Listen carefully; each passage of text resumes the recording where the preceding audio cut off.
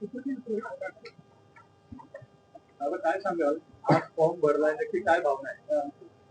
आज पुणे जिल्हा परिषदेचा मी बेलसर माळशिरस गटातून उमेदवारी अर्ज सादर केला आणि हा उमेदवारी अर्ज सादर करत असताना या ठिकाणी बहुसंख्य माझे तरुण सहकारी, महिला भगिनी आणि त्याचप्रमाणे माझा वैष्णव बांधव, वारकरी बांधव आणि माझे ज्येष्ठ सहकारी या सर्वांच्या समवेत या ठिकाणी मी आज उमेदवारी अर्ज दाखल केला आणि हा उमेदवारी अर्ज दाखल केल्याच्या नंतरून आजपासून आता आम्ही अजून निवडणुकीच्या तयारीसाठी जोमाने लागणार आहोत.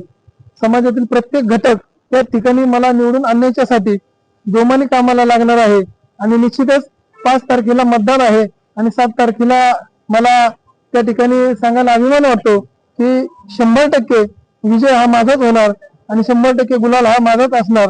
कारण शेवटी सर्वसामान्य जनतेचे आशीर्वाद आणि अंतिम त्या पंढरीश पांडुरंगाचा आशीर्वाद माझ्या सोबत आहे. तालुक्यातला पहिलाच फॉर्म तुम्ही भरलाय, काय परिस्थिती आहे नक्की?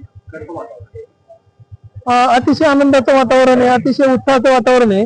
त्या ठिकाणी तुम्ही बघितलं की तरुणांचा सहभाग आणि महिला भगिनींचा सहभाग या ठिकाणी किती आहे. जवळपास 2,500-3,000 लोक, 2,500-3,000 लोकसंख्येला सोबत घेऊन मी हा उमेदवारी अर्ज दाखल केला आणि अतिशय आनंदाचं वातावरण आहे, उत्साहाचं वातावरण आहे.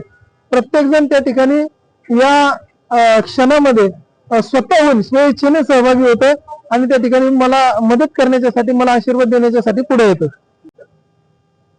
हाय व्होल्टेज ड्रामा जरी असला तरी शेवटी मतदार हा राजा आहे.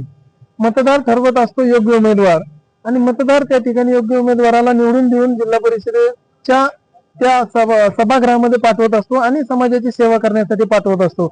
आणि आज इथून मागे जर आपण पाहिलं तर समाजाची सेवा खरी कुणी केली, समाजावरती अन्याय त्या ठिकाणी कुणी केला आणि समाजाची पिळवणूक कुणी केली हे समाजामध्ये सांगायची काही गरज नाही.